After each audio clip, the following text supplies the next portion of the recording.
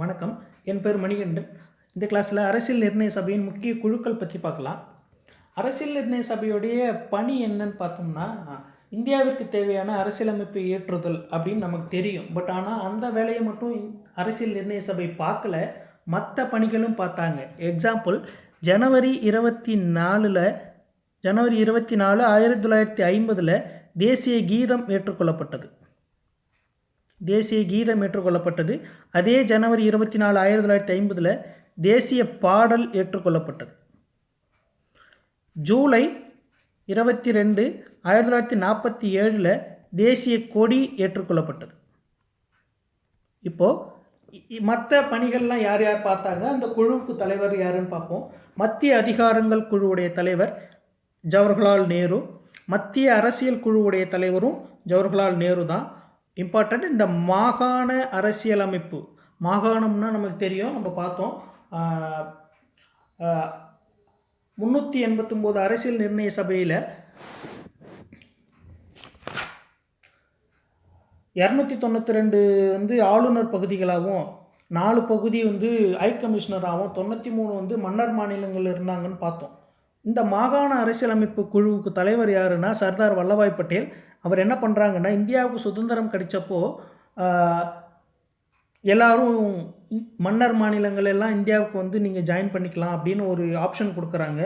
அந்த மாதிரி ஒரு 3 பேர் மட்டும் ஜாயின் பண்ண மாட்டுறாங்க. ஹைதராபாத், ஜம்மு காஷ்மீர், அப்புறம் இன்னொன்று ஜுனாகத். இந்த 3ஐயும் இணைச்சவர் யாருன்னா சர்தார் வல்லபாய் பட்டேல். ஸோ அதன் மூலயமா தான் இவருக்கு இந்தியாவின் இரும்பு மனிதர்னு பேர் தராங்க. அடுத்து 4th வரைவுக்குழு. இந்த வரைவுக்குழுவுடைய இவங்க தான் இம்பார்ட்டண்ட். இந்த வரைவுக்குழு தான் என்ன பண்ணுறாங்க, இந்தியாவுக்கு தேவையான அரசியலமைப்பை எழுதுனது யாருன்னா இந்த வரைவுக்குழு தான். இதனுடைய தலைவர் டாக்டர் பி.ஆர். அம்பேத்கர். 5 அடிப்படை உரிமைகள் மற்றும் சிறுபான்மையினர் குழுவுக்கு தலைவர் யாருன்னா சர்தார் வல்லபாய் பட்டேல். இந்த அடிப்படை உரிமைகள் மற்றும் சிறுபான்மையினர் குழுவில் சப்கமிட்டிஸ் 2 இருக்குது. அடிப்படை உரிமை துணைக்குழுவுக்கு தலைவர் ஜே.பி. கிருபாலினி. சிறுபான்மையினர் துணைக்குழுவுக்கு தலைவர் H.C. முகர்ஜி. 6வது மாநிலங்களுக்கான குழுவுடைய தலைவர் நேரு. இதெல்லாம் டிஎன்பிசியில் கேட்டாச்சு. செயல்முறை விதிகள் நெறிப்படுத்தும் குழு, இந்த 2 குழுவும் ஆல்ரெடி டிஎன்பிசியில் எக்ஸாமில் கேட்டாச்சு. செயல்முறை விதிகள், ரூல்ஸ் ஃபார் ப்ரொசீஜர், செயல்முறை விதிகள் குழுவுடைய தலைவர் டாக்டர் ராஜேந்திர பிரசாத். 8th நெறிப்படுத்தும் குழு, இதுக்கு தலைவர் டாக்டர் ராஜேந்திர பிரசாத். இது இம்பார்ட்டண்ட். அரசியல் நிர்ணய சபையின் பணிகள் குழுவின் தலைவர் ஜி.வி. மௌலாங்கர். இவர் தான் அரசியல் நிர்ணய சபை பாராளுமன்றமாக செயல்பட்ட பொழுது தலைவராக இருந்தவர். 10th அலுவல் குழு K.M. முன்ஷி. 11th அவைகள் குழு பட்டாபி சீதாராமையா. 12 இது ஆல்ரெடி டிஎன்பிசியில் கேட்டாச்சு. 12 தேசிய கொடிக்கான குழு டாக்டர் ராஜேந்திர பிரசாத். இப்போ ராஜேந்திர பிரசாத் மொத்தம் 3 குழுவுக்கு தலைவராக இருக்கிறாரு. செயல்முறை விதிகள் குழு, நெறிப்படுத்தும் குழு, தேசிய கொடிக்கான குழு, இந்த 3 குழுவுக்கும் தலைவர் டாக்டர் ராஜேந்திர பிரசாத். 13வது அரசியலமைப்பின் வரைவின் ஆய்வு செய்யும் சிறப்பு குழு. இந்த வரைவு குழு கொடுக்குற டிராஃப்டை ஆராய்ச்சி செய்கிறதுக்கு ஒரு ஸ்பெஷல் குழு ஒன்று போடுறாங்க. அந்த குழுவுக்கு தலைவர் அல்லாடி கிருஷ்ணசாமி ஐயங்கார். 14 நற்சான்று குழு, இதுக்கு தலைவர் அல்லாடி கிருஷ்ணசாமி ஐயங்கார். நிதி மற்றும் பணியாளர் குழு 5th A.N. ஷா. அடுத்தது இதுதான் இம்பார்ட்டண்ட், மோஸ்ட் இம்பார்ட்டன்ட் சொன்னோம்.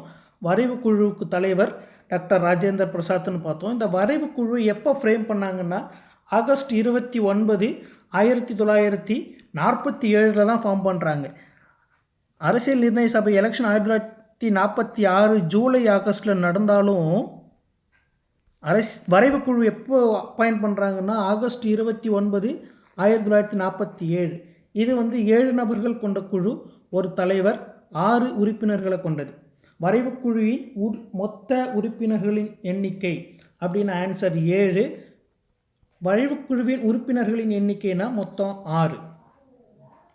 அப்புறம் இதில் யார் யாரெல்லாம் மெம்பர்ஸ் இருந்தாங்கன்னா கோபாலசாமி ஐயங்கார், அல்லாடி கிருஷ்ணசாமி ஐயங்கார், K.M. முன்ஷி, சையது முகமது சாதுல்லா. இப்போது இந்த மாதவராவ் நடுவில் தான் ஜாயின் பண்ணுறாரு. யாருக்கு பதிலாக ஜாயின் பண்ணுறாருன்னா P.L. மில்லருக்கு பதிலாக ஜாயின் பண்ணுறாரு. அடுத்தது டிடி கிருஷ்ணமாச்சாரி, லாஸ்ட் ஒன். இவங்க மொத்தம் எத்தனை நாள் வேலை செஞ்சுருக்கிறாங்க? 141 நாள் மட்டுமே வேலை செஞ்சு. இம்பார்ட்டண்ட். ஏன் அப்படின்னா இந்த 141 நாள் மட்டுமே ஒர்க் பண்ணி இந்தியாவுக்கு தேவையான அரசியலமைப்பை உருவாக்கிட்டாங்க. இந்த டாக்டர் அம்பேத்கர் தலைவராக கொண்ட வரைவு குழு இவங்க எப்போ தாக்கல் செய்கிறாங்கன்னா February 1948 தான் இந்த அரசியலமைப்புக்கான டிராஃப்டை பார்லிமெண்ட்டில் தாக்கல் செய்கிறாங்க. ஸோ இதோடு அரசியல் நிர்ணய சபையின் குழுக்கள் முடியுது. நெக்ஸ்ட் கிளாஸில் குடியரசுத் தலைவரின் மன்னிப்பு அளிக்கும் அதிகாரம் மற்றும் ஆளுநரின் மன்னிப்பு அளிக்கும் அதிகாரம் பற்றி பார்க்கலாம். இந்த வீடியோ பிடிச்சிருந்தா லைக் பண்ணுங்கள், ஷேர் பண்ணுங்கள், மறக்காமல் சப்ஸ்கிரைப் பண்ணுங்கள். தேங்க்யூ.